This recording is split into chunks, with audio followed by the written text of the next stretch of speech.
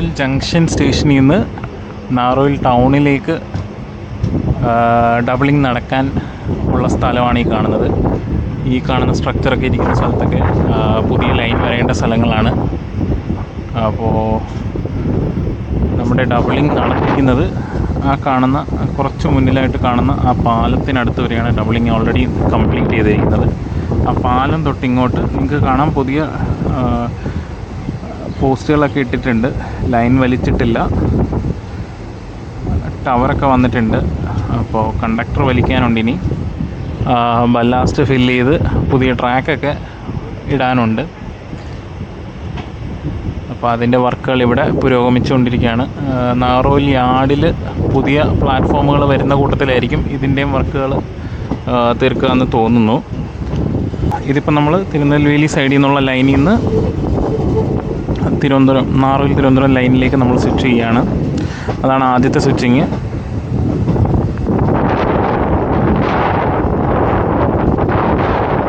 കുറച്ച് മുന്നിലായിട്ട് രണ്ടാമത്തെ സ്വിച്ചിങ് ഉണ്ട്. അത് ഡബിളിങ്ങിൻ്റെ ഭാഗമായിട്ടുള്ള സ്വിച്ചിങ് ആണ്. ഇപ്പോൾ ആ എൻജിൻ നിങ്ങൾക്ക് കാണാം പുതിയ ട്രാക്കിലേക്ക് കയറുന്നത്. ഇവിടെ മുതൽ നാഗർകോവിൽ ടൗൺ വരെ ഡബിൾ ലൈനാണ്. ഇപ്പോൾ ഇതാ ഇവിടെ കയറിക്കൊണ്ടിരിക്കുന്നു.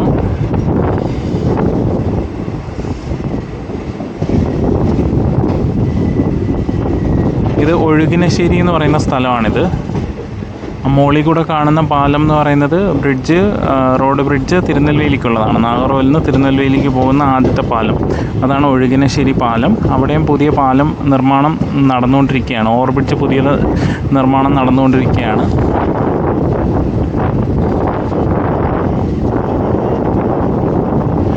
ഈ ഒരു സ്ട്രക്ചറിൻ്റെ പേര് റെസ്ക്യൂ പോയിൻ്റ് എന്നാണ്. ട്രാക്ക്മാനൊക്കെ നടന്നു പോകുമ്പോൾ ട്രെയിൻ വരുന്ന സമയത്ത് അവർക്ക് സേഫായിട്ട് കയറി നിൽക്കാനുള്ള സ്ഥലമാണ് ആ കാണുന്നത്. നമ്മുടെ നാഗർകോവിൽ ടൗൺ സ്റ്റേഷൻ വരെയുള്ള സ്ഥലങ്ങൾ ഓൾറെഡി ഡബിളിംഗ് പൂർത്തിയായതാണ്. നേരത്തെയും ഞാൻ എൻ്റെ വീഡിയോകളിൽ ആ സ്ഥലങ്ങളെ കാണിച്ചിട്ടുള്ളതാണ്.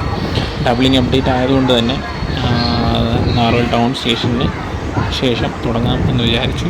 അപ്പോൾ ഈ കാണുന്ന 3 ട്രാക്ക് എന്ന് പറയുന്നത് ഒന്ന് നമ്മൾ നിലവിലുള്ള ലൈനാണ് നാഗർകോവിൽ ഭാഗത്തേക്കുള്ള. അതിൽ കൂടെയാണ് വണ്ടികൾ എരണിയൽ ഭാഗത്തേക്ക് പോകുന്നത്. ഈ നടുക്ക് കണ്ടത് ലൂപ്പ് ലൈനാണ്. അങ്ങേ അറ്റത്തായിട്ട് കാണുന്നത് അതൊരു ഡെഡ് എൻഡാണ്. അതായത് പഴയ ലൈൻ അതുവഴി ആയിരുന്നു. കട്ടൻ കണക്ഷൻ ചെയ്ത് ഇപ്പുറത്തോട്ട് മാറ്റി 3ാമത്തെ പ്ലാറ്റ്ഫോം വഴിയാണ് ഇപ്പോൾ ട്രെയിനുകൾ നാഗർകോവിൽ ഭാഗത്തേക്ക് പോകുന്നത്.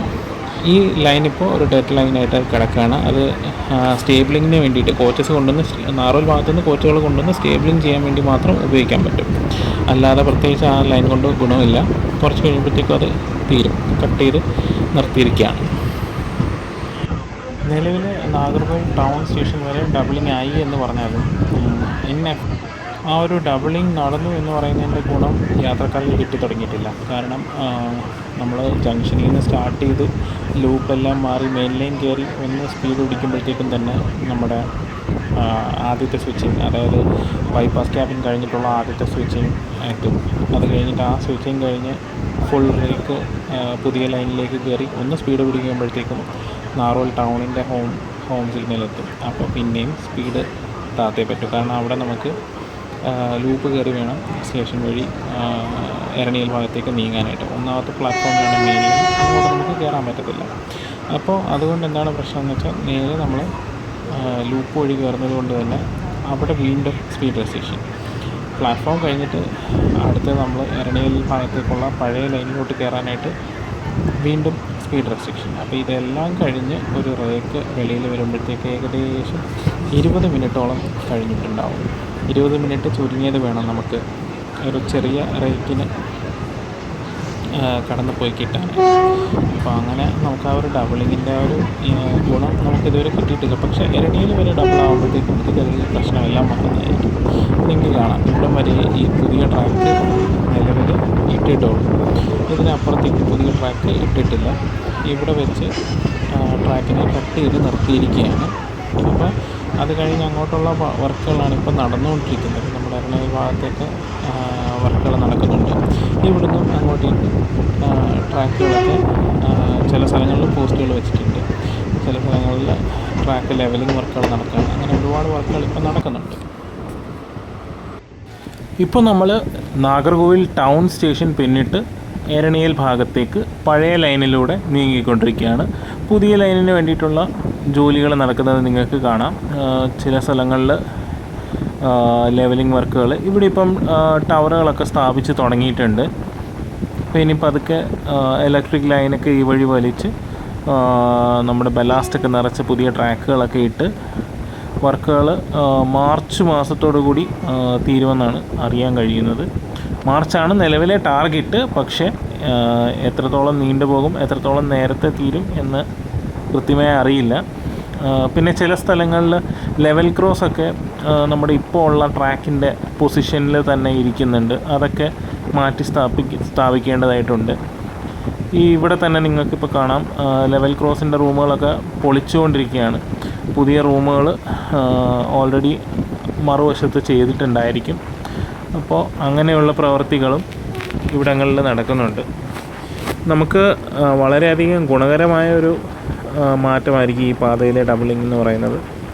കാരണം നമുക്കെല്ലാവർക്കും അറിയാവുന്നതുപോലെ തന്നെ നിലവിൽ ഒരുപാട് വണ്ടികൾ ഒരുപാട് സ്റ്റേഷനുകളിൽ പിടിച്ചിട്ട് ഓടിക്കുന്ന ഒരവസ്ഥയുണ്ട്.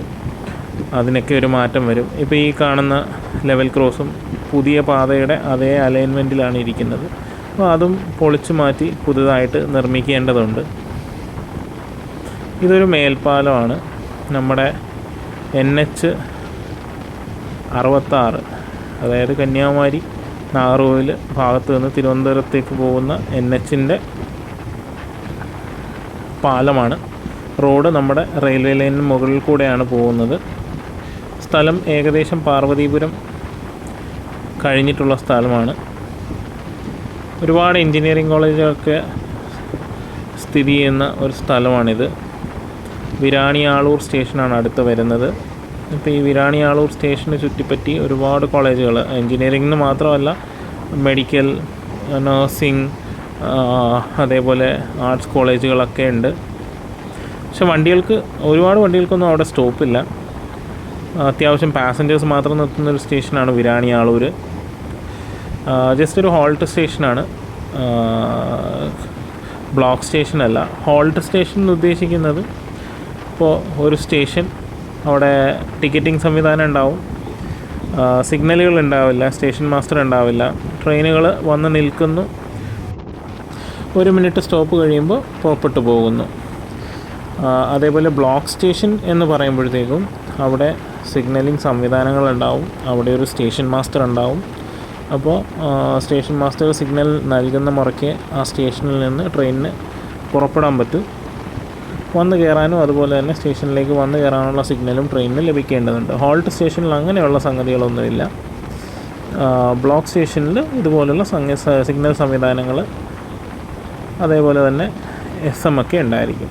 അപ്പോൾ ഈ കണ്ട ലെവൽ ക്രോസും മാറ്റി സ്ഥാപിക്കേണ്ടതുണ്ട്. ഇവിടെയൊക്കെ നിങ്ങൾക്ക് കാണാം, ഇലക്ട്രിക് പോളുകൾ ഓൾറെഡി സ്ഥാപിച്ചു കഴിഞ്ഞു. ലെവലിംഗ് ഒക്കെ ഏകദേശം കംപ്ലീറ്റഡ് ആണ്.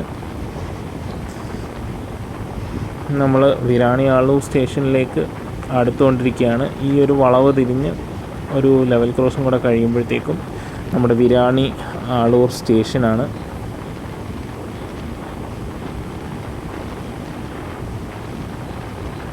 രാവിലെയും വൈകിട്ടും ഒരു ട്രെയിനിനൊക്കെയാണ് ഇവിടെ സ്റ്റോപ്പുള്ളത്, അല്ലാതെ ഒരുപാട് വണ്ടികൾക്ക് ഇവിടെ സ്റ്റോപ്പില്ല.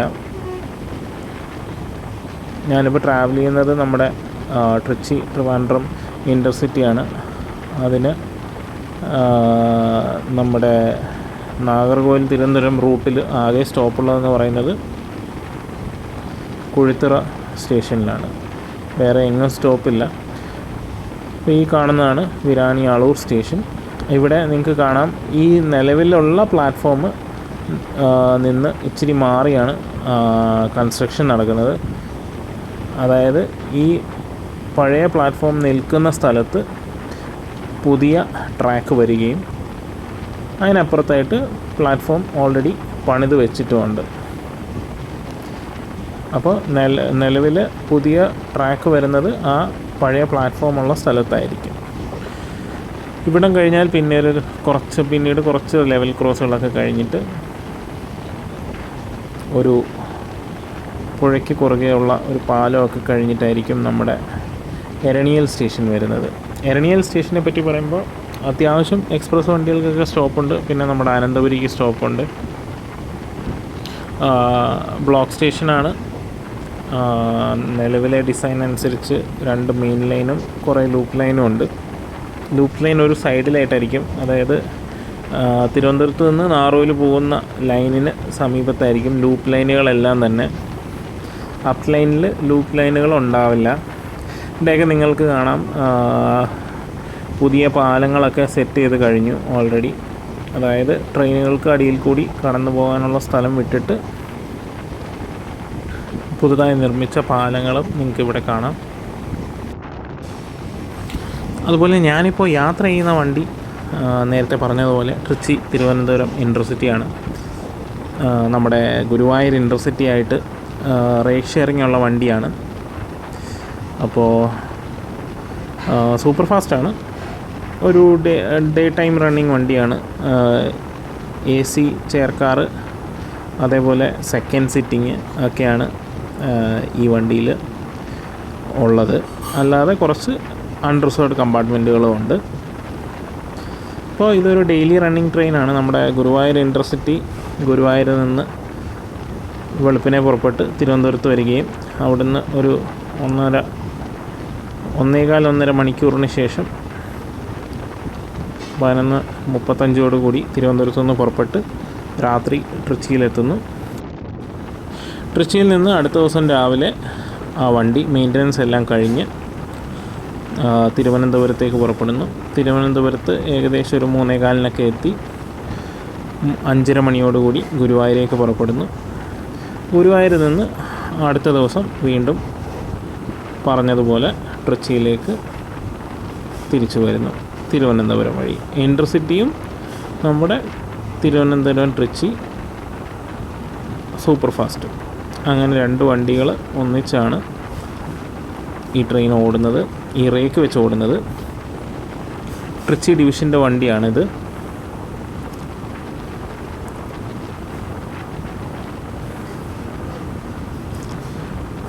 ഇടയ്ക്ക് കൈ വേദനിച്ചിട്ടാണ് ഇങ്ങനെ അനക്കുമ്പോഴാണ്, ക്യാമറ അനക്കുമ്പോഴാണ് ആ ഒരു ഷേക്ക് വരുന്നത്. അപ്പോൾ നേരത്തെ കണ്ടതിനെക്കാട്ടിലും ഒരുപാട് സ്ഥലങ്ങളിൽ ഇപ്പോൾ ഈ കണ്ട പാടങ്ങളുടെ ഏരിയയിലൊന്നും നേരത്തെ വർക്ക് നടന്നിട്ടില്ലായിരുന്നാണ്, അതായത് ലെവലിംഗ് വർക്കൊന്നും നടന്നിട്ടില്ലായിരുന്നാണ് എൻ്റെ ഓർമ്മ. കഴിഞ്ഞ വീഡിയോയിൽ നിന്ന് ഈ വീഡിയോയിലൊക്കെ വരുമ്പോൾ ഉള്ള കുറച്ച് പ്രകടമായ മാറ്റങ്ങളുണ്ട്. വർക്ക് സ്ലോ ആണ്, കാരണം എന്താ പറയുക, ഫണ്ടിൻ്റെയൊക്കെ പ്രശ്നങ്ങളായിരിക്കണം.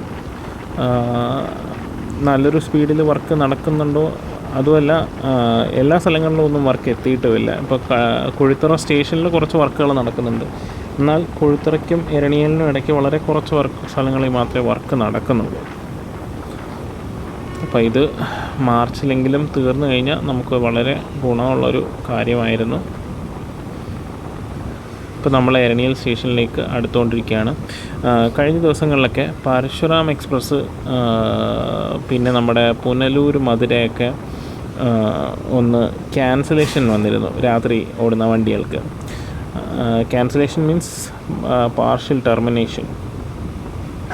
അപ്പോൾ അതിൻ്റെ കാരണമായ വർക്ക് നടന്ന സ്ഥലത്തേക്കാണ് നമ്മളിപ്പം എത്തിക്കൊണ്ടിരിക്കുന്നത്. അതായത് എരണിയലിനടുത്ത് ഉള്ള ഒരു പുഴയ്ക്ക് കുറുകെയുള്ള പാലത്തിൻ്റെ പഴയ ഇരുമ്പ് ഗർഡറുകൾ മാറ്റി കോൺക്രീറ്റ് ഗർഡറുകൾ സ്ഥാപിക്കുന്നതിൻ്റെ അനുബന്ധിച്ചുള്ള വർക്കുകളായിരുന്നു ആ രാത്രിയിൽ നടന്നിരുന്നത്. വളരെ എഫക്റ്റീവായിട്ട് രാത്രി സമയത്ത് കിട്ടിയ ആ ബ്ലോക്ക് സമയം കൊണ്ട് തന്നെ തുരുമ്പെടുത്ത പഴയ ഇരുമ്പ് ഗർഡറുകൾ മാറ്റി പുതിയ കോൺക്രീറ്റ് ഗർഡറുകൾ സ്ഥാപിക്കുവാൻ സാധിച്ചു. അപ്പോൾ അത് ആ വർക്കിന് വേണ്ടിയിട്ടായിരുന്നു നമ്മുടെ പരശുരാമും മധുര എക്സ്പ്രസ്സും ഒക്കെ ഇടയ്ക്ക് ക്യാൻസലേഷൻ വന്നിരുന്നത്. ഇപ്പോൾ ആ പാലത്തിലേക്കാണ് നമ്മൾ പ്രവേശിക്കുന്നത്. ആ വർക്കുകൾ നടക്കുന്ന സമയത്ത് തന്നെയായിരുന്നു എൻ്റെ ഈ യാത്ര നടത്തിയതും. അതുകൊണ്ടാണ് ഇവിടെ TSR ഉള്ളത്. TSR എന്ന് പറയുമ്പോഴത്തേക്കും ടെമ്പററി സ്പീഡ് റെസ്ട്രിക്ഷൻ എന്നാണ് അറിയപ്പെടുന്നത്. അതായത് ഇതുപോലെ വർക്കുകൾ നടക്കുന്ന സ്ഥലങ്ങൾ, ബലക്ഷയമുള്ള ട്രാക്കുകൾക്കടുത്തൂടെ പോകുമ്പോൾ ഒക്കെ വണ്ടിക്ക് ഏർപ്പെടുത്തുന്ന താൽക്കാലികമായ സ്പീഡ് റെസ്ട്രിക്ഷൻസിനെയാണ് നമ്മൾ TSR എന്ന് പറയുന്നത്. അതേപോലെ തന്നെ PSR എന്ന് പറഞ്ഞൊരു സംഗതിയുണ്ട്, പെർമനൻറ്റ് സ്പീഡ് റെസ്ട്രിക്ഷൻ. അപ്പം ഇപ്പോൾ എരണിയൽ സ്റ്റേഷൻ, അതുപോലെ ഈ നമ്മുടെ നെയ്യാറ്റിങ്കര സ്റ്റേഷൻ, അങ്ങനെയുള്ള സ്റ്റേഷനുകളിൽ ഓവർ റൺ ലൈൻ എന്ന് പറയുന്നൊരു സംഗതിയില്ല. അതായത് ശരിക്കും നമ്മുടെ സ്റ്റേഷനുകളിൽ ഇപ്പോൾ ഒരു ട്രാക്ക് സ്റ്റാർട്ട് ചെയ്യുന്നത് കുറച്ച് പിന്നോട്ട് എന്താ പറയുക, ഒരു എക്സ്ട്രാ ലൈന് വലിച്ച് അതിലേക്ക് നമ്മുടെ മെയിൻ ലൈനിൽ നിന്ന് സ്വിച്ചിങ് ചെയ്യുന്ന പോലെ ആയിരിക്കും. അത് പിക്ചോറിയലായിട്ട് റെപ്രസെൻ്റ് ചെയ്താലേ നിങ്ങൾക്കത് കുറച്ചുകൂടെ വ്യക്തമാകും. ഇപ്പോൾ ഈ കാണുന്നത്, ഇടതുവശത്ത് കാണുന്നത് ഡബിളിങ്ങിൻ്റെ ഭാഗമായിട്ട് നിർമ്മിച്ച പുതിയ പാലമാണ്. ഞാൻ പറഞ്ഞ വർക്ക് നടക്കുന്ന പാലത്തിലൂടെ തന്നെയാണ് നമ്മുടെ വണ്ടി ഇപ്പോൾ നീങ്ങിക്കൊണ്ടിരിക്കുന്നത്. അപ്പോൾ ഈ ഒരു TSR ഉള്ള സെക്ഷൻ കഴിഞ്ഞ് കഴിഞ്ഞാൽ വണ്ടി ഗാർഡിൻ്റെ നിർദ്ദേശം കിട്ടുന്നതനുസരിച്ച് സ്പീഡ് കൂട്ടുന്നതായിരിക്കും. അപ്പോൾ ഞാൻ നേരത്തെ പറഞ്ഞ PSR എന്ന് പറയുന്നത്, അപ്പോൾ ഈ ഓവർ റൺ ലൈൻ ഇല്ലാത്ത സ്റ്റേഷനുകളിൽ നമുക്ക് സ്പീഡ് എടുക്കുന്നതിന് ഒരു പരിധിയുണ്ട്. നെയ്യാറ്റിങ്കര, കുഴിത്തറ, എരണിയൽ സ്റ്റേഷനുകളിൽ അവസ്ഥ എന്താണെന്ന് വെച്ചാൽ അവിടെ ഓവർ റൺ ലൈൻ പ്രൊവൈഡ് ചെയ്തിട്ടില്ല. അതുകൊണ്ട് തന്നെ അവിടെ വഴി സ്കിപ്പ് ചെയ്യുന്ന വണ്ടികൾ, അതായത് ജസ്റ്റ് സ്റ്റോപ്പില്ലാതെ പാസ് ചെയ്യുന്ന വണ്ടികൾക്ക് 50 km/h എന്ന സ്പീഡിന് മുകളിൽ യാത്ര ചെയ്യാൻ ഒക്കത്തില്ല. അപ്പോൾ അതാണ് ഈ പെർമനൻറ്റ് സ്പീഡ് റെസ്ട്രിക്ഷനുള്ള സ്ഥലങ്ങളൊക്കെ. പിന്നെ അതുപോലെ ഈ ചില ടണലുകൾ, ചില പാലങ്ങൾ, അവിടെയൊക്കെ ഈ പറയുന്ന പെർമനൻറ്റ് സ്പീഡ് റെസ്ട്രിക്ഷൻസ് ഉണ്ട്.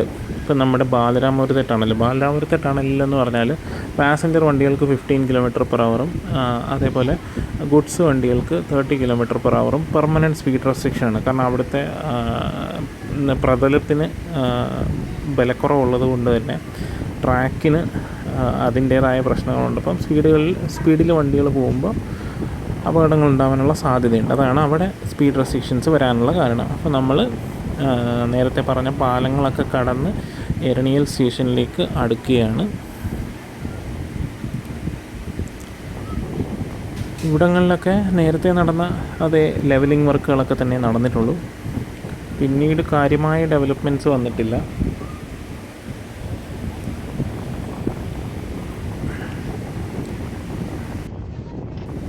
എരണിയൽ സ്റ്റേഷൻ്റെ ഹോം സിഗ്നലാണ് നമ്മളിപ്പോൾ കാണുന്നത്. ഇവിടെ ലൂപ്പ് ലൈനിലേക്കാണ് വണ്ടി കയറുന്നത്. ഐലൻഡ് എക്സ്പ്രസ്സുമായിട്ടുള്ള ക്രോസിംഗ് ആയിരുന്നു എരണിയൽ സ്റ്റേഷനിൽ വെച്ച്. അതുകൊണ്ട് തന്നെ നമ്മുടെ വണ്ടിയെ, അതായത് സ്റ്റോപ്പില്ലാത്ത നമ്മുടെ വണ്ടിയെ ലൂപ്പ് ലൈനിലേക്ക് പിടിച്ചിരിക്കുകയാണ്. സ്റ്റോപ്പുള്ള വണ്ടി മെയിൻ ലൈൻ വഴി വന്ന് നിന്ന് കയറിപ്പോകും.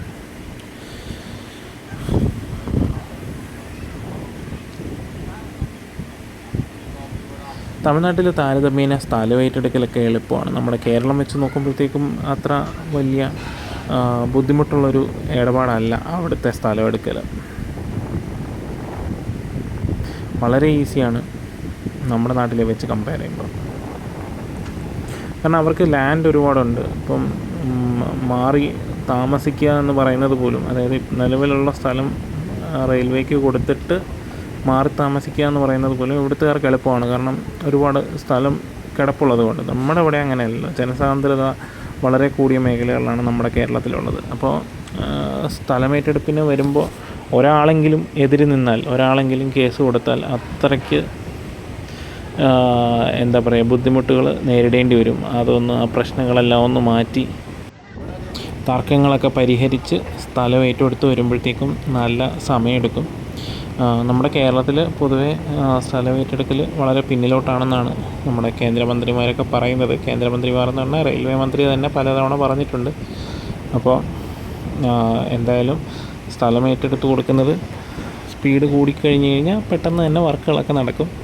ഇപ്പോൾ ഞാൻ ഈ വീഡിയോ എടുത്ത സമയത്ത് നെയ്യാറ്റിൻകരയ്ക്കും പാറശാലയ്ക്കും ഇടയ്ക്ക് വർക്കുകളൊന്നും തുടങ്ങിയിട്ടില്ലായിരുന്നു. പക്ഷേ ഇപ്പോൾ ഒരു 1-2 ഗ്യാപ്പിനുള്ളിൽ നെയ്യാറ്റിൻകരയ്ക്കും പാറശാലയ്ക്കും ഇടയ്ക്ക് വർക്കുകൾ സ്റ്റാർട്ട് ചെയ്തതായിട്ട് കണ്ടു. ചെറിയ മാറ്റമാണ്. ചെറിയൊരു സ്ഥലത്ത്, അതായത് നെയ്യാറ്റിൻകര കഴിഞ്ഞിട്ട് അമരവിള സ്റ്റേഷൻ അടുത്തായിട്ട് ഒരു സ്ഥലത്ത് സ്ഥലമൊക്കെ എടുത്ത് നമ്മുടെ ലെവലിംഗ് വർക്കുകൾ സ്റ്റാർട്ട് ചെയ്തിട്ടുണ്ട്. അതായത് കുറച്ച് ഹൈറ്റിലൊക്കെ ആയിട്ട് കുറച്ച് വീടുകളൊക്കെ എടുപ്പുണ്ടായിരുന്നു. അതൊക്കെ ഏറ്റെടുത്ത് അതൊക്കെ പൊളിച്ച് മണ്ണെല്ലാം എടുത്ത് ലെവൽ ചെയ്തുകൊണ്ടിരിക്കുകയാണ്. ഒരുവിധം എല്ലാ സ്ഥലങ്ങളിലും, അതായത് നേമം വരെ എല്ലാ സ്ഥലങ്ങളിലും ഇടതുവശത്താണ് പുതിയ ട്രാക്കെന്നാണ് മനസ്സിലാക്കാൻ സാധിക്കുന്നത്. അതേപോലെ നെയ്യാറ്റിൻകര മുതൽ തിരുവനന്തപുരം വരെ നിലവിലുള്ള ലൈനിൻ്റെ വലതുവശത്തായിട്ടായിരിക്കും പുതിയ ട്രാക്ക് വരുന്നതെന്നും മനസ്സിലാക്കുന്നു. ഈ കാണുന്നത് എരണിയൽ സ്റ്റേഷനാണ്. അപ്പോൾ ഭാവിയിൽ ഇവിടെ ഇപ്പോൾ ഈ ട്രെയിൻ കിടക്കുന്നിടത്ത് ഇതിൻ്റെ തൊട്ടടുത്തുള്ള ലൈനിലുമായിരിക്കും മെയിൻ ലൈനുകൾ ഉണ്ടാവുക. അപ്പുറത്ത് ഇടത്തെ സൈഡിൽ, ഇവിടെ സ്ക്രീനിൽ ഇടത്തെ സൈഡിലായിട്ട് കാണുന്ന സ്ഥലങ്ങളിൽ ഇപ്പോൾ കൺസ്ട്രക്ഷൻ നടക്കുന്നത് കാണാം. അവിടെ 3ഓളം എക്സ്ട്രാ ലൂപ്പുകൾ വരുന്നുണ്ട് ഡബിളിങ്ങിൻ്റെ ഭാഗമായിട്ട്. അപ്പം അതാണ് എരണിയൽ സ്റ്റേഷനിലെ doubling related updates. Main line ഇവിടെ തന്നെ ആയിരിക്കും, ഇപ്പോൾ കാണുന്ന ഈ സ്ഥലങ്ങളിൽ തന്നെ ആയിരിക്കും മെയിൻ ലൈൻ ഉണ്ടാവുക. പക്ഷേ ഈ പറയുന്ന ലൂപ്പ് ലൈൻസ് എല്ലാം ഒരു സൈഡിൽ മാത്രമായിരിക്കും ഉണ്ടാവുക. അതായത് നാഗർകോവിൽ ഭാഗത്തോട്ട് പോകുമ്പോൾ ഇടതുവശത്തായിട്ടായിരിക്കും ലൂപ്പ് ലൈനുകളെല്ലാം സ്ഥിതി ചെയ്യുന്നത്. എരണിയൽ സ്റ്റേഷന് ശേഷം കുറച്ച് ദൂരം കാര്യമായ വർക്കുകളൊന്നും നടക്കുന്നില്ല. സ്റ്റേഷൻ്റെ ഔട്ടർ ഏരിയയിൽ കുറച്ച് വർക്കുകൾ നടക്കുന്നുണ്ട്. അതിന് ശേഷം പ്രധാനമായിട്ടും വർക്ക് നടക്കുന്ന സ്ഥലമെന്ന് പറഞ്ഞാൽ പള്ളിയാടി സ്റ്റേഷനാണ്. നമ്മുടെ കൊഴുത്തറയ്ക്കും എരണിയലിനും ഇടയ്ക്കുള്ള ഒരു ചെറിയ സ്റ്റേഷനാണ്, ഒരു ഹോൾ സ്റ്റേഷനാണ് നമ്മുടെ പള്ളിയാടി സ്റ്റേഷൻ എന്ന് പറയുന്നത്. ചില പാസഞ്ചർ ട്രെയിനുകൾക്ക് മാത്രം സ്റ്റോപ്പുള്ളൊരു ചെറിയ സ്റ്റേഷൻ, പ്ലസ് നമ്മുടെ ഐലൻഡിന് സ്റ്റോപ്പുണ്ട്. വേറെ വലിയ കാര്യമായിട്ട് വണ്ടികൾക്ക് സ്റ്റോപ്പില്ലാത്തൊരു സ്റ്റേഷനാണ് പള്ളിയാടി സ്റ്റേഷന്. അവിടെ നിലവിൽ കൺസ്ട്രക്ഷൻ നടക്കുന്നത് എങ്ങനെയാണെന്ന് വെച്ചാൽ, ഇപ്പോൾ ഈ വണ്ടി പോയിക്കൊണ്ടിരിക്കുന്ന ലൈനായിരിക്കും ഭാവിയിൽ ഡൗൺ ലൈനും, അപ്പ് ലൈന് ഇടതുവശത്തായിരിക്കും. അപ്പോൾ നിലവിൽ ഈ കാണുന്ന പ്ലാറ്റ്ഫോം എന്ന് പറയുന്നത് പൊളിച്ച് മാറ്റപ്പെടും. അപ്പുറത്ത് നിങ്ങൾക്ക് കാണാം പുതിയൊരു പ്ലാറ്റ്ഫോം പണിത് സെറ്റ് ചെയ്ത് വെച്ചിട്ടുണ്ട്. അപ്പോൾ അതായിരിക്കും ഭാവിയിലെ പ്ലാറ്റ്ഫോം. നിലവിൽ ഈ കാണുന്ന പ്ലാറ്റ്ഫോം പൊളിച്ചു മാറ്റി അവിടെ തിരുവനന്തപുരം ഭാഗത്തേക്കുള്ള വണ്ടികൾക്ക് പോകേണ്ട അപ്പ് മെയിൻ ലൈൻ വരുന്നതായിരിക്കും. അതാണ് പള്ളിയാടി സ്റ്റേഷനിലെ വിശേഷങ്ങൾ. അപ്പുറത്തെ സൈഡിലും കൺസ്ട്രക്ഷൻ വർക്കുകൾ നടക്കുന്നുണ്ട്. അത് ഞാൻ അടുത്തൊരു വീഡിയോയിൽ ആഡ് ചെയ്യുന്നതായിരിക്കും. അപ്പോൾ ഈ ഒരു വീഡിയോയിൽ ഈ ഒരു സൈഡാണ് മെയിനായിട്ട് ഞാൻ ഫോക്കസ് ചെയ്തിരുന്നത്, ഈ ഭാഗങ്ങളിൽ. അപ്പോൾ വലതുവശത്തെ കാഴ്ചകൾ അടുത്തൊരു വീഡിയോ, ഇതിനൊരു സെക്കൻഡ് പാർട്ട് വീഡിയോ ആയിട്ട് ചെയ്യുന്നുണ്ട്. അപ്പോൾ ആ വീഡിയോയിലായിരിക്കും കൂടുതൽ ഭാഗങ്ങൾ ഞാൻ ഇൻക്ലൂഡ് ചെയ്യുന്നത്. അപ്പോൾ അങ്ങനെ നമ്മൾ എരണിയൽ സ്റ്റേഷന്, പള്ളിയാടി സ്റ്റേഷനൊക്കെ പിന്നിട്ട് കുഴുത്തറ സ്റ്റേഷനിലേക്ക് എത്തിയിട്ടുണ്ട്. കുഴുത്തറ സ്റ്റേഷൻ എന്ന് പറയുമ്പോഴത്തേക്ക് നമ്മുടെ നെയ്യാറ്റിൻകര സ്റ്റേഷൻ പോലെ തന്നെ കൂടുതൽ സ്റ്റേബിളിംഗ് ലൈൻസ് വരുന്നുണ്ട്. അപ്പോൾ ഏകദേശം നമ്മുടെ നെയ്യാറ്റിൻകര സ്റ്റേഷൻ പോലെ തന്നെ 2 മെയിൻ ലൈൻസ്, പിന്നെ ഒരു 2 ദിശയിലും ഓരോ ലൂപ്പ് ലൈൻസ് വീതം, അതായത് അപ്പും ഡൗണും ഓരോ ലൂപ്പ് ലൈൻസ് വീതമാണ് വരുന്നതെന്നാണ് അറിയാൻ കഴിയുന്നത്. നിലവിൽ ഈ വണ്ടി പോയിക്കൊണ്ടിരിക്കുന്ന ലൈന് ഭാവിയിലെ ഡൗൺ ലൈൻ ആയിരിക്കും, അതിനപ്പുറത്തായിട്ടായിരിക്കും അപ്പ് ലൈൻ വരുന്നത്. അപ്പോൾ 2ഉം 3ഉം പ്ലാറ്റ്ഫോംസ് ആയിരിക്കണം നമ്മുടെ മെയിൻ ലൈൻസ് ആയിട്ട് നിൽക്കുക. 1ഉം 4ഉം ലൂപ്പ് ലൈൻസ് ആയിട്ട് തുടരുന്നതായിരിക്കും. അപ്പോൾ അതാണ് നെയ്യാറ്റിൻകരയിലും കൺസ്ട്രക്ഷൻ ഏകദേശം അതുപോലെയൊക്കെ തന്നെയാണ്. അപ്പോൾ ഇതിപ്പം നമ്മുടെ കുഴുത്തറ സ്റ്റേഷനിൽ വണ്ടി നിൽക്കുകയാണ്. അവിടെ നിങ്ങൾക്ക് അപ്പുറത്തായിട്ട് കാണാം പുതിയ മേൽപ്പാലത്തിൻ്റെയൊക്കെ വർക്കുകൾ നടക്കുന്നു, ഫുട് ഓവർ ബ്രിഡ്ജിൻ്റെയൊക്കെ വർക്കുകൾ നടക്കുന്നുണ്ട്. അതിന് വേണ്ടിയിട്ടുള്ള സ്ട്രക്ചേഴ്സാണ് ആ പണിതുകൊണ്ടിരിക്കുന്നത്. അപ്പോൾ ഇവിടെയെല്ലാം അത്യാവശ്യം നല്ല തോതിൽ വർക്കുകൾ നടക്കുന്നുണ്ട്.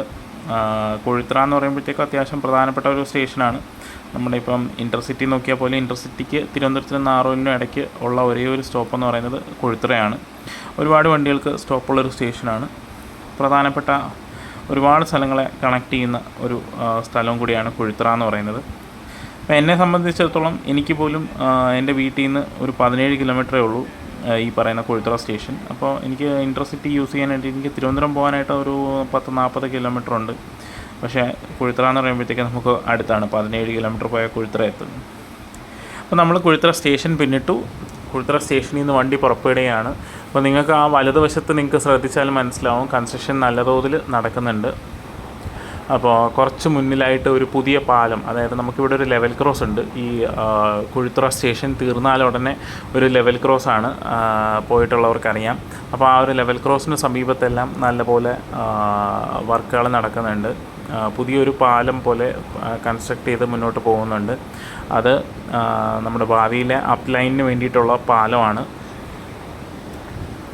പിന്നെ ഈ സ്റ്റേഷൻ പിന്നിട്ടാൽ ഉടനെ ഒരു തുരങ്കം വരും. ആ തുരങ്കം എന്ന് പറയുന്നത് നമ്മുടെ നാഷണൽ ഹൈവേ 66 അടിയിൽ കൂടെയുള്ളൊരു തുരങ്കമാണ്. അപ്പം ഞാൻ നോക്കിയിട്ട് പുതിയ ലൈനും തുരങ്കം തന്നെ ആയിരിക്കാനാണ് സാധ്യത. കാരണം ഇല്ലെങ്കിൽ ആ ഒരു വലിയ NH-66 ആ പാലത്തിന് മുകളിൽ കൂടെ നമ്മൾ പുതിയ പാലം കൺസ്ട്രക്ട് ചെയ്യേണ്ടി വരും. അപ്പോൾ അത് വെച്ച് നോക്കുമ്പോൾ എനിക്ക് തോന്നുന്നു സ്ഥലം ഏറ്റെടുത്ത് പുതിയൊരു ടണൽ പണിയുന്നത് തന്നെയാണ് എളുപ്പം എന്നെനിക്ക് തോന്നുന്നു. ഇപ്പോൾ നമ്മൾ ആ ടണലിൻ്റെ അടുത്തേക്ക് നമ്മൾ നീങ്ങിക്കൊണ്ടിരിക്കുകയാണ്. ശരിക്കും നമുക്ക് ആ NH-66 നിന്നാൽ നമുക്ക് ഈ ടണലിൻ്റെ ഭാഗമൊക്കെ കാണാം. ഒരു ഹോസ്പിറ്റലിനടുത്തായിട്ട് എന്തോ ആണ് ഈ ടണലിൻ്റെ എക്സിറ്റ് പോയിൻ്റ് വരുന്നത്.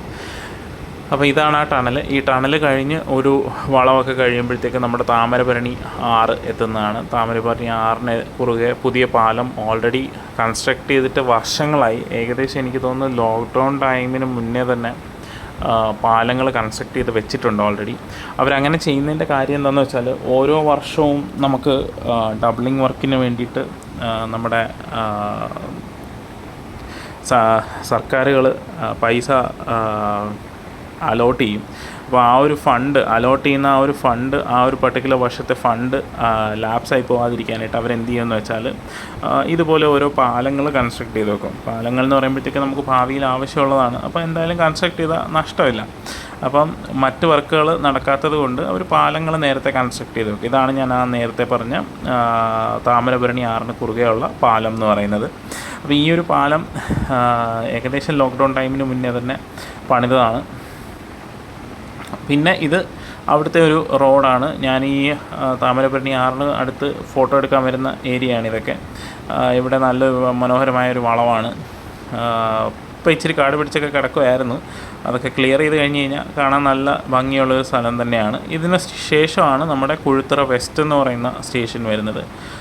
കുഴിത്തുറ വെസ്റ്റ് സ്റ്റേഷനും കൂടെ കഴിഞ്ഞ് കഴിഞ്ഞാൽ തമിഴ്നാട് തീർന്നു. അത് കഴിഞ്ഞൊരു ടണലും കൂടെ കഴിയുമ്പോഴത്തേക്കും നമ്മൾ കേരളത്തിലേക്ക് പ്രവേശിക്കും. അപ്പോൾ ഇവിടങ്ങളിൽ ഈ ഒരു ഏരിയ കഴിഞ്ഞ് കഴിഞ്ഞാൽ കാര്യമായ വർക്കുകൾ എങ്ങും തന്നെ നടക്കുന്നില്ല എന്ന് പറയാം. പിന്നെ വർക്കുകൾ നടക്കുന്നതെന്ന് പറഞ്ഞാൽ നെയ്യാറ്റിൻകരയ്ക്ക് അടുത്തായിട്ടാണ്. അപ്പോൾ അങ്ങനെ നമ്മൾ കേരളത്തിലേക്ക് കയറുകയാണ്. ഞാൻ നേരത്തെ പറഞ്ഞ ആ ടണലാണിത്. കേരളത്തിലേക്ക് എത്തുന്നതിന് തൊട്ട് മുന്നായിട്ട്, അതായത് പാറശാല സ്റ്റേഷൻ എത്തുന്നതിന് തൊട്ട് മുന്നേ ഉള്ളൊരു ടണലാണിത്. ഇതെന്ന് പറഞ്ഞാൽ കറക്റ്റ് നമ്മുടെ കളിയിക്കവിള ജംഗ്ഷനിൽ നിന്ന് അകത്തേക്കുള്ള റോഡാണ് ഈ കാണുന്ന ടണലിന് മുകളിൽ കൂടെ പാസ് ചെയ്ത് പോകുന്നത്. ഇതിപ്പം നമ്മൾ ഏകദേശം പാറശാല സ്റ്റേഷൻ്റെ ഹോം സിഗ്നൽ അടുക്കുന്നു. അതിനടുത്തായിട്ടുള്ളൊരു അമ്പലമൊക്കെയാണ് നിങ്ങൾ കണ്ടത്. ഇതാണ് ഹോം സിഗ്നൽ പറഞ്ഞത്. ഹോം സിഗ്നലും കടന്ന് കറക്റ്റ് ഈ ഒരു മുന്നിൽ കാണുന്ന പാലമാണ് നമ്മുടെ ബോർഡർ എന്ന് പറയുന്നത്, സ്റ്റേറ്റ് ബോർഡർ എന്ന് പറയുന്നത്. Welcome to Kerala, welcome to തമിഴ്നാടൊക്കെ എഴുതി വെച്ചിരിക്കുന്ന ആ ഒരു ബോർഡിലാണ്. ഇതിപ്പോൾ നമ്മൾ പാറശാല സ്റ്റേഷൻ പാസ് ചെയ്ത് പോവുകയാണ്. നേരത്തെ ഈ പാറശാല സ്റ്റേഷൻ ജസ്റ്റ് ഇപ്പം ഒരു ബ്ലോക്ക് സ്റ്റേഷനാണ്, അതിനെ ഒരു ഹോൾട്ട് സ്റ്റേഷൻ ആക്കുമെന്നൊക്കെ പറഞ്ഞിരുന്നു. പക്ഷേ ആ തീരുമാനം റെയിൽവേ റിവേഴ്സ് ചെയ്തിട്ടുണ്ട്. ഇത് ബ്ലോക്ക് സ്റ്റേഷനായിട്ട് തന്നെ ഈ സ്റ്റേഷൻ തുടരുന്നതായിരിക്കും. നല്ലൊരു മനോഹരമായ കർവാണ് ഈ സ്റ്റേഷന്, വളഞ്ഞാണ് പോകുന്നത് സ്റ്റേഷനിൽ കൂടെ. അപ്പോൾ ഈ സ്റ്റേഷൻ പഴയപടി തന്നെ ബ്ലോക്ക് സ്റ്റേഷനായിട്ട് തന്നെ തുടരും. പിന്നെ നിങ്ങൾക്ക് എല്ലാവർക്കും അറിയാവുന്നതുപോലെ റെയിൽ നീർ എന്ന് പറയുന്ന പ്ലാന്റാണ് ആ ഇടതുവശത്ത് കണ്ടത്. ഇവിടെ നിന്നാണ് ഒരുവിധം സ്ഥലങ്ങളിലേക്കെല്ലാം കുപ്പിവെള്ളം നിർമ്മിച്ച് എത്തിക്കുന്നത്. റെയിൽവേയുടെ തന്നെ പ്ലാന്റാണ്, റെയിൽ നീർ എന്നാണ് അതിൻ്റെ പേര്. അപ്പോൾ നമ്മൾ പാറശാലയെല്ലാം കടന്ന് പാറശാല വിട്ട് നെയ്യാറ്റിൻകര ഭാഗത്തേക്ക് നമ്മളിപ്പം പോയിക്കൊണ്ടിരിക്കുകയാണ്. ഈ ഭാഗത്ത് കൺസ്ട്രക്ഷൻ നടക്കുന്നതല്ല, ഇത് പണ്ട് മറ്റേ മണ്ണിടിഞ്ഞ് വീണ് ഇടയ്ക്ക് കുറച്ച് നാൾ നമ്മുടെ പാറശാല റൂട്ടിൽ റെയിൽ ഗതാഗതമൊക്കെ സ്തംഭിച്ചിരുന്നു മണ്ണിടിച്ചിൽ മൂലം. അത് മണ്ണിടിച്ചിലിൻ്റെ ഭാഗമായിട്ട് അവിടെ നിങ്ങൾക്ക് ഒരു കൺസ്ട്രക്ഷൻ പോലെ തോന്നാം. പിന്നെ അവിടങ്ങളിൽ സ്ഥലമൊക്കെ ഏറ്റെടുത്ത് എന്താ പറയുക, കടകളൊക്കെ ഒഴിപ്പിച്ച് തുടങ്ങിയിട്ടുണ്ട്. കടകളും ഓഫീസ് കെട്ടിടങ്ങളും എല്ലാം ഒഴിപ്പിച്ച് തുടങ്ങിയിട്ടുണ്ട്. ഇപ്പം നമ്മൾ നെയ്യാറ്റിൻകര സ്റ്റേഷൻ അടുക്കുകയാണ്. നെയ്യാറ്റിൻകരയ്ക്ക് അടുത്തായിട്ടുള്ള പഴയ ഒരു ലെവൽ ക്രോസാണ് നിങ്ങൾ കണ്ടത്. നിലവിൽ ലെവൽ ക്രോസ് ഇല്ല. ഈ ബൈക്ക് പോകുന്നത് ഒരു അണ്ടർപാസിലേക്കാണ്. ആ അണ്ടർപാസ് വന്നപ്പോൾ ആ ലെവൽ ക്രോസ് പൂട്ടുകയായിരുന്നു ചെയ്തത്. പിന്നെ ഇതാ ഈ ഇടതുവശത്ത് കാണുന്നത് മറ്റൊരു പാലം, നമ്മുടെ നെയ്യാർ നദിക്ക് കുറുകെ പണിതിരിക്കുന്ന പാലമാണ് നിങ്ങളീ കാണുന്നത്. നെയ്യാറിന് കുറുകെ കുറച്ച് നാളായി ഈ ഒരു പാലം കൺസ്ട്രക്ട് ചെയ്ത് കഴിഞ്ഞിട്ട്. അപ്പോൾ നേരത്തെ ഞാൻ പറഞ്ഞതുപോലെ തന്നെ ഫണ്ടുകൾ, അതായത് ഈ ഡബിളിംഗ് വർക്കിന് വേണ്ടിയിട്ട് ഫണ്ടുകൾ അനുവദിക്കുന്നത് വർഷാവർഷങ്ങളിൽ ലാപ്സായി പോകാതിരിക്കാൻ വേണ്ടിയാണ് അവരിതുപോലെ പല സ്ഥലങ്ങളിലും പാലങ്ങൾ പണിത് വെക്കുന്നത്. അപ്പോൾ നമ്മൾ അടുത്തത് ഇപ്പോൾ നെയ്യാറ്റിൻകര സ്റ്റേഷനിലേക്കാണ് കയറുന്നത്. ഇത് നെയ്യാറ്റിൻകര സ്റ്റേഷൻ്റെ ഹോം സിഗ്നലാണ്. നെയ്യാറ്റിൻകരയിൽ ഞാൻ ഇപ്പുറത്ത് വരാൻ കാര്യം എന്ന് വെച്ചാൽ, നമുക്ക് കൺസ്ട്രക്ഷൻസ് മെയിനായിട്ട് നടക്കുന്നത് ഈ ഒരു വലതുവശത്താണ്.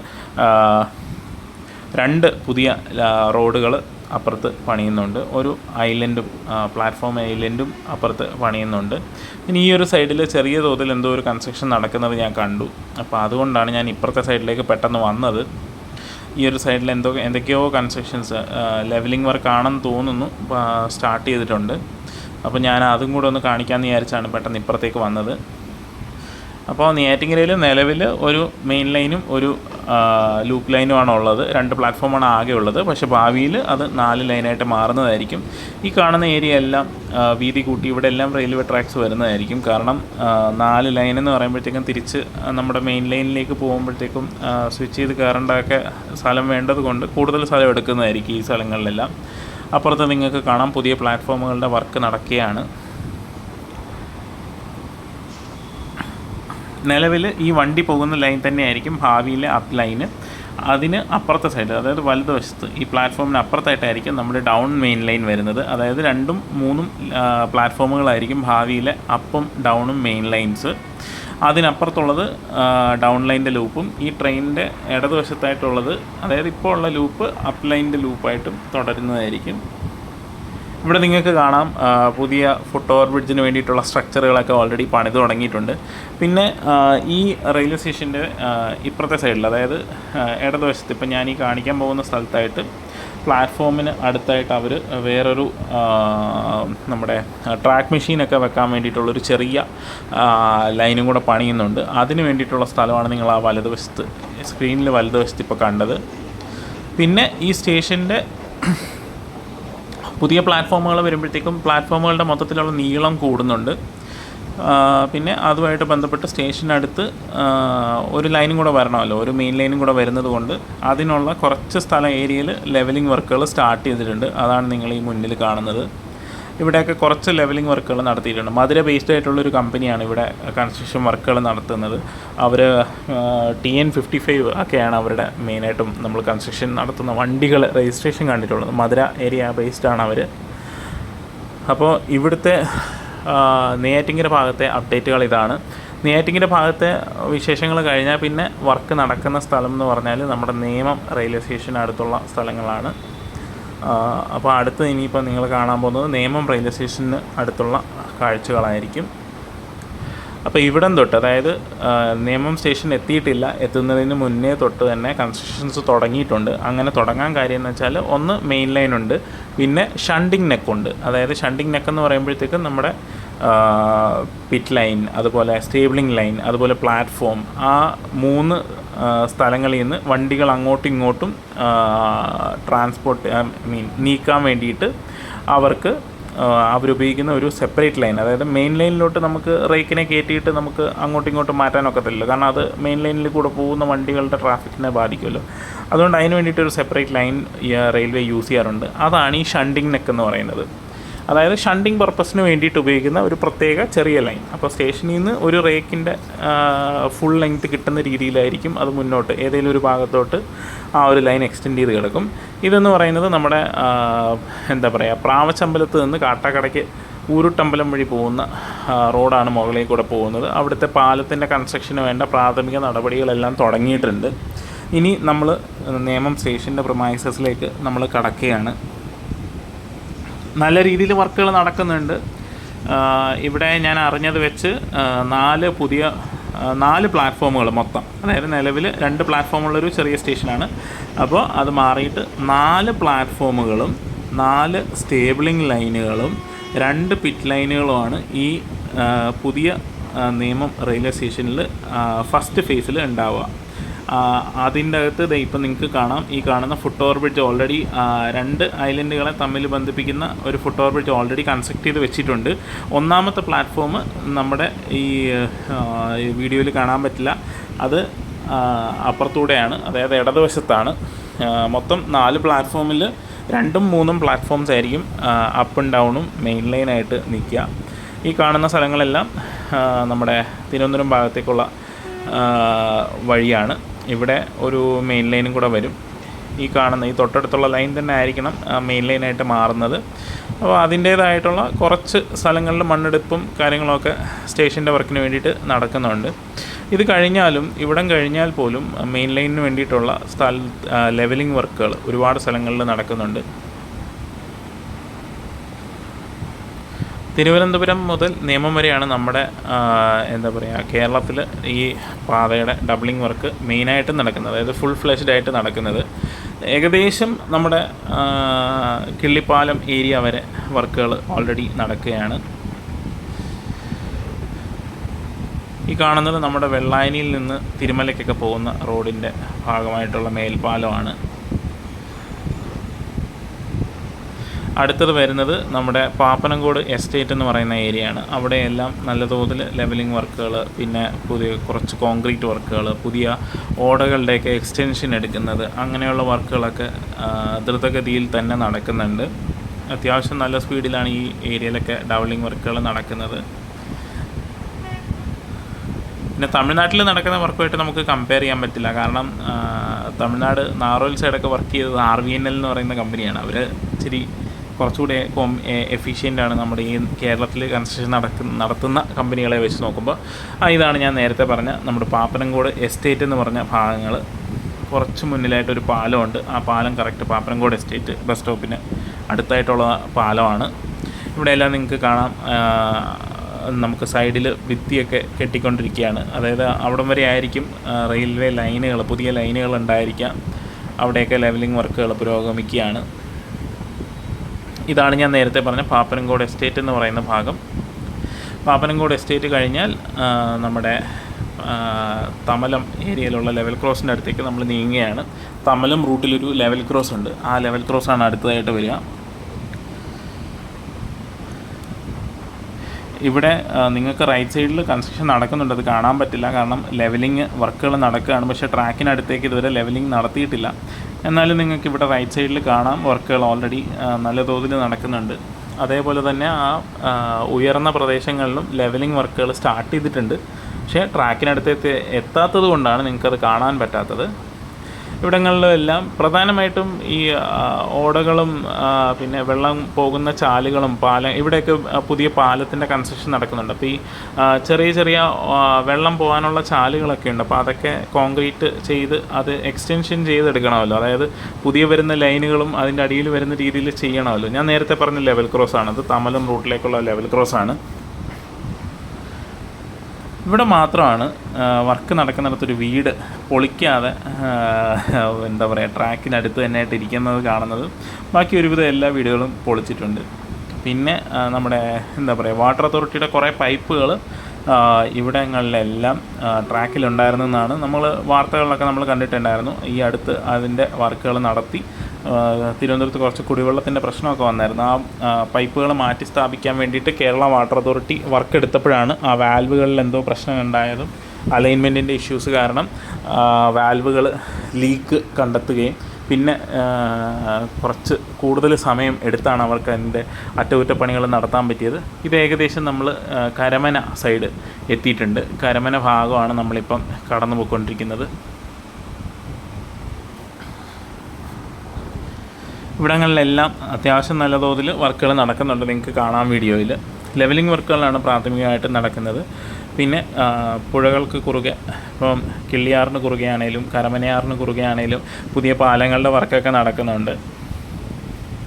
ഇതിപ്പോൾ നമ്മൾ ഏകദേശം കറക്റ്റ് കരമനയിൽ നിന്ന് നമ്മുടെ പൂജപ്പുരയ്ക്ക് പോകുന്ന റോഡുണ്ടല്ലോ, ആ റോഡിലുള്ള ഒരു പാലത്തിൽ നമ്മൾ എത്താറായിട്ടുണ്ട്. ആ ഭാഗമാണ് നിങ്ങൾ ഇപ്പോൾ ഈ വീഡിയോയിൽ കാണുന്നത്. ഇവിടെയെല്ലാം ഞാൻ നേരത്തെ പറഞ്ഞതുപോലെ ഓടകളൊക്കെ എക്സ്റ്റെൻഡ് ചെയ്യുന്ന വർക്കുകളൊക്കെ നടക്കുന്നുണ്ട്.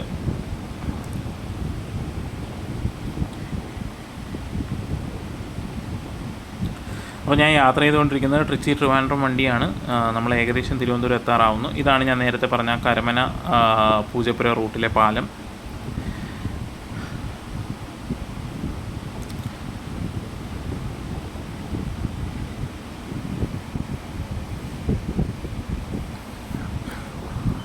ഇവിടെയും പുതിയൊരു പാലത്തിൻ്റെ ആവശ്യകതയുണ്ട്. കാരണം നമുക്ക് നിലവിലുള്ള പാലത്തിന് ഒരു ട്രാക്ക് മാത്രമേ അക്കോമഡേറ്റ് ചെയ്യാൻ പറ്റത്തുള്ളൂ. അപ്പോൾ കൂടുതൽ ട്രാക്കുകൾ അക്കോമഡേറ്റ് ചെയ്യാൻ പറ്റുന്ന രീതിയിൽ ഒരു വലിയ പാലം ഇവിടെ നിർമ്മിക്കേണ്ടതായിട്ടുണ്ട്.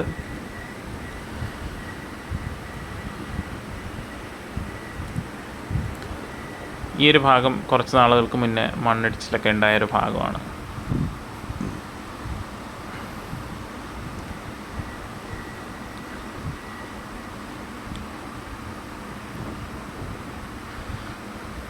ഇനിയിപ്പോൾ അടുത്തത് നമ്മൾ കിള്ളിയാറിന് അടുത്തേക്കാണ് നമ്മൾ പോകുന്നത്. കിള്ളിയാറിന് കുറുകെ പുതിയൊരു പാലം പണിയാൻ വേണ്ടിയിട്ടുള്ള വർക്കുകൾ സ്റ്റാർട്ട് ചെയ്തിട്ടുണ്ട്. അവിടെ പൈലിംഗ് വർക്കുകൾ നടക്കുകയാണ്. പാലത്തിൻ്റെ സപ്പോർട്ടുകൾക്കുള്ള പൈലിംഗ് വർക്കുകൾ നടക്കുകയാണ് ആ പാലത്തിനടുത്തായിട്ട്. നിലവിൽ ഒരു പാലമുണ്ട്, അതിന് അടുത്തായിട്ട് തന്നെ മറ്റൊരു പാലം കൂടെ നിർമ്മിക്കുന്ന പ്രാഥമിക വർക്കുകൾ സ്റ്റാർട്ട് ചെയ്തിട്ടുണ്ട്. ഇത് ഏകദേശം നമ്മൾ തിരുവനന്തപുരം ഔട്ടർ എത്തിയിട്ടുണ്ട്. ഇപ്പോൾ വണ്ടി ഒന്ന് നിൽക്കും, കാരണം ഇവിടെയാണ് ഹോം സിഗ്നൽ. ഇപ്പോൾ നമ്മൾ ഈ കയറി ചെല്ലുന്ന ടൈം എന്ന് പറഞ്ഞു കഴിഞ്ഞാൽ ഏകദേശം 3 മണി സമയമാണ്. 3 മണി സമയം എന്ന് പറഞ്ഞു കഴിഞ്ഞാൽ തിരുവനന്തപുരം സ്റ്റേഷൻ ആകെ എന്താ പറയുക, വണ്ടികൾ കൊണ്ട് നിറഞ്ഞു നിൽക്കുന്ന ഒരു സമയമാണ്. മെയിലൊക്കെ പോയി കഴിയുമ്പോഴാണ് കുറച്ചെങ്കിലും ആശ്വാസമാവുന്നത്. ജനശതാബ്ദി മെയിലൊക്കെ പോയി കഴിഞ്ഞാൽ മാത്രമേ തിരുവനന്തപുരത്ത് ഏകദേശം റഷ് ഒന്ന് കുറയുകയുള്ളൂ. ഇത് തിരുവനന്തപുരം വിട്ടാനുള്ള രണ്ടാമത്തെ ലെവൽ ക്രോസാണിത്. ഇതിനടുത്തായിട്ടാണ് നമ്മുടെ ഹോം സിഗ്നൽ വരുന്നത്.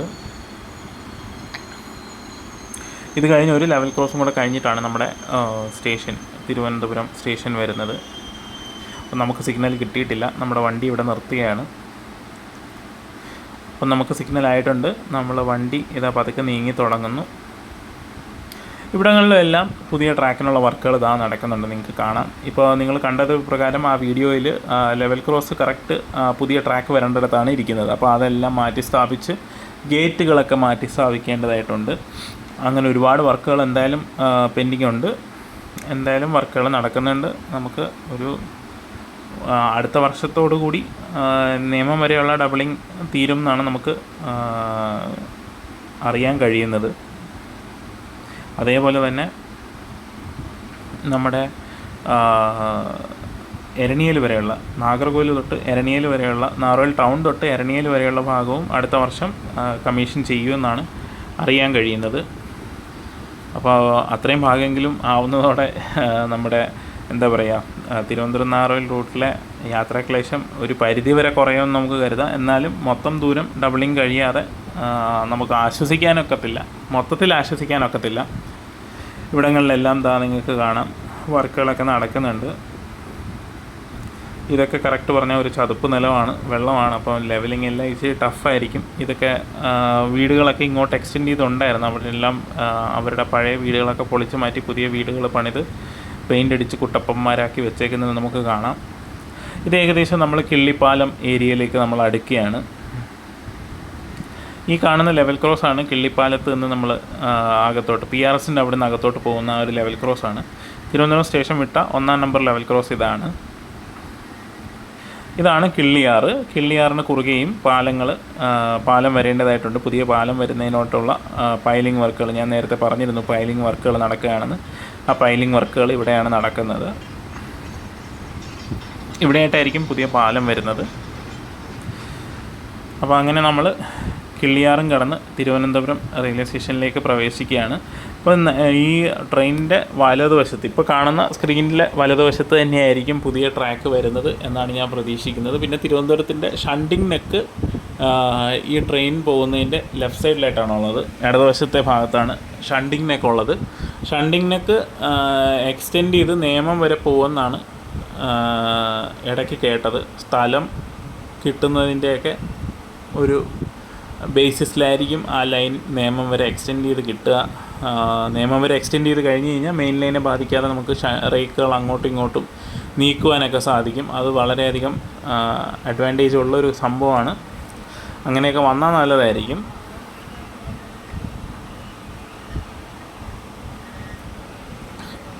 ശരിക്കും പറഞ്ഞു കഴിഞ്ഞാൽ എൻ്റെ ഒരു അഭിപ്രായത്തിൽ നേമത്ത് ഈ പറയുന്ന 2 പിറ്റ് ലൈനുകൾ പോരാ. കൂടുതൽ പിറ്റ് ലൈനുകൾ നേമത്ത് ഉൾപ്പെടുത്തി തിരുവനന്തപുരത്ത് നിന്ന് ഒരു 2 പിറ്റ് ലൈൻ മാറ്റി, അതായത് നമ്മുടെ നിലവിലെ 5ാമത്തെ പ്ലാറ്റ്ഫോമിൻ്റെ അടുത്തുള്ള 2 സിക്ക് ലൈൻ മാറ്റിയിട്ട് അവിടെ 2 പ്ലാറ്റ്ഫോമുകൾ കൂടെ വന്നു കഴിഞ്ഞ് കഴിഞ്ഞാൽ തിരുവനന്തപുരം ഒന്ന് രക്ഷപ്പെടും. നിലവിൽ നമുക്ക് വണ്ടികൾ ഹാൻഡിൽ ചെയ്യാൻ ഭയങ്കര ബുദ്ധിമുട്ടുള്ളൊരു അവസ്ഥയാണ്. പ്രത്യേകിച്ച് രാവിലെ ഒരു 9 മണി സമയം, ഉച്ചയ്ക്ക് ഒരു 2 മണി തൊട്ട് 3 മണി വരെയുള്ള സമയം, വൈകിട്ട് ഒരു 4 മണി തൊട്ട് ഒരു 6 മണി വരെയുള്ള സമയം എന്ന് പറഞ്ഞു കഴിഞ്ഞാൽ തിരുവനന്തപുരം സ്റ്റേഷനിൽ എന്താ പറയുക, വണ്ടികളുടെ ബഹളമാണ്. നമുക്ക് ഒരു വണ്ടിയും എക്സ്ട്രാ അക്കോമഡേറ്റ് ചെയ്യാൻ പറ്റാത്ത അവസ്ഥകളുള്ള സമയങ്ങളാണ് ഈ പറയുന്നതൊക്കെ. അതേപോലെ തന്നെ വെളുപ്പിനെ ഒരു 6 മണി തൊട്ടൊരു 7 മണി വരെയുള്ള സമയം, അതൊക്കെ ഒരുപാട് വണ്ടികൾ വന്നെത്തുകയും പുറപ്പെടാനും ഒരുപാട് വണ്ടികളൊക്കെ ഉള്ള സമയങ്ങളാണ്. അങ്ങനെയുള്ള അവസ്ഥകളിൽ ഒരു 2 പ്ലാറ്റ്ഫോം എക്സ്ട്രാ കിട്ടുന്നത് തിരുവനന്തപുരത്തിന് വളരെയധികം നല്ലതാണ്.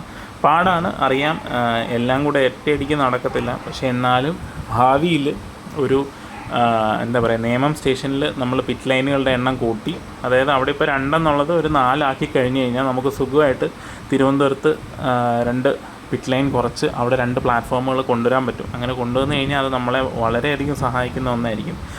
നമ്മുടെ ഭരണകർത്താക്കളും അതാണ് ചിന്തിക്കേണ്ടത്.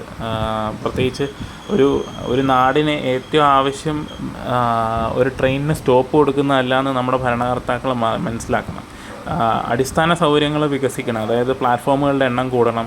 പിന്നെ ഇപ്പോൾ ഡബിൾ ലൈൻ, വീർപ്പ് മുട്ടുന്ന ഡബിൾ ലൈനുകളെല്ലാം മൂന്നാമത്തെ ലൈനും 4ാമത്തെ ലൈനും ഒക്കെ കൊണ്ടുവരേണ്ടതുണ്ട്. അതിനൊക്കെ വേണം നമ്മൾ ശ്രദ്ധ ചെലുത്താനായിട്ട്. അല്ലാതെ ഒരു ട്രെയിനിന് സ്റ്റോപ്പ് കൊണ്ടുവന്നതുകൊണ്ടോ, കൊല്ലം വരെ ഓടുന്നൊരു വണ്ടിയെ കൊണ്ടുവന്ന് കൊച്ചുവേളി ആക്കിയതുകൊണ്ടോ, ഇല്ലെങ്കിൽ ആലപ്പുഴ വരെ ഓടുന്നൊരു വണ്ടിയെ കൊണ്ടുവന്ന് കൊച്ചുവേളി ആക്കിയതുകൊണ്ടോ യാത്രക്കാരുടെ ദുരിതമൊന്നും മാറാൻ പോകുന്നില്ല. ഇപ്പോൾ തിരുവനന്തപുരത്തൊക്കെ എന്ന് പറഞ്ഞു കഴിഞ്ഞാൽ കൺജഷൻ ഭയങ്കര പ്രശ്നമാണ്. പ്ലാറ്റ്ഫോമുകൾ കൂടണം, പിറ്റ് ലൈനുകൾ കൂടണം, സ്റ്റേബിളിംഗ് ലൈനുകൾ കൂടുതൽ കിട്ടണം. അതൊക്കെയാണ് നമുക്ക് ഏറ്റവും അത്യാവശ്യമായിട്ടുള്ള കാര്യങ്ങൾ. അതൊക്കെയാണ് നമുക്ക് ബേസിക്കായിട്ട് വേണ്ട ഡെവലപ്മെൻറ്റ്സ്. അപ്പോൾ അങ്ങനെയുള്ള കാര്യങ്ങളിൽ നമ്മുടെ ഭരണകർത്താക്കൾ കൂടുതൽ ശ്രദ്ധ ചെലുത്തട്ടെ എന്നൊക്കെയുള്ള ശുഭപ്രതീക്ഷയോടുകൂടി ഈ ഒരു വീഡിയോ അവസാനിപ്പിക്കുകയാണ്. ഇപ്പം നമ്മൾ കയറി ചെല്ലുന്ന സമയത്ത് 1ാമത്തെ പ്ലാറ്റ്ഫോമിൽ നമ്മളെയും കാത്ത് അവിടെ വന്ദേ ഭാരത് കിടപ്പുണ്ട്. നമ്മുടെ തിരുവനന്തപുരം മംഗലാപുരം 8 കാർ വന്ദേ ഭാരതാണ്. ആലപ്പുഴ വഴിയുള്ള ഇപ്പോഴും 8 കാർ വെച്ച് ഓടുന്നൊരു വന്ദേ ഭാരതാണ്. ഇതിൻ്റെ ഓപ്പോസിറ്റ് ഓടുന്ന Thiruvananthapuram Kasaragod Vande Bharat 16 car rake with heavy ഓക്യുപ്പൻസിയാണ് ഓടുന്നത്. ഈ പറഞ്ഞ 2 വണ്ടികളും ഒരു എന്താ പറയുക 20 കാർ വന്ദേ ഭാരതായിട്ട് തന്നെ മാറ്റാൻ തക്കവണ്ണം ഡിമാൻഡുള്ള വണ്ടികളാണ്. അപ്പോൾ ആ കാര്യത്തിലും നമ്മുടെ ഭരണകർത്താക്കൾ ആവശ്യമായ മാറ്റങ്ങൾ കൊണ്ടുവരട്ടെ എന്നൊക്കെ പ്രത്യാശിച്ചുകൊണ്ട് എൻ്റെ ഈ ചെറിയ വീഡിയോ അല്ല, അത്യാവശ്യം 50 മിനിറ്റോളം ഉണ്ട്. ഈ വീഡിയോ ഇവിടെ അവസാനിപ്പിക്കുകയാണ്. ഇതിൻ്റെ സെക്കൻഡ് പാർട്ടായിട്ട് ഈ വീഡിയോയിൽ മിസ്സായ കുറച്ച് ഭാഗങ്ങൾ ഞാൻ അടുത്തൊരു വീഡിയോയിൽ കാണിക്കുന്നുണ്ട്. അപ്പോൾ അത് ഉടനെ ഇതിൻ്റെ പുറകെ വരുന്നതായിരിക്കും.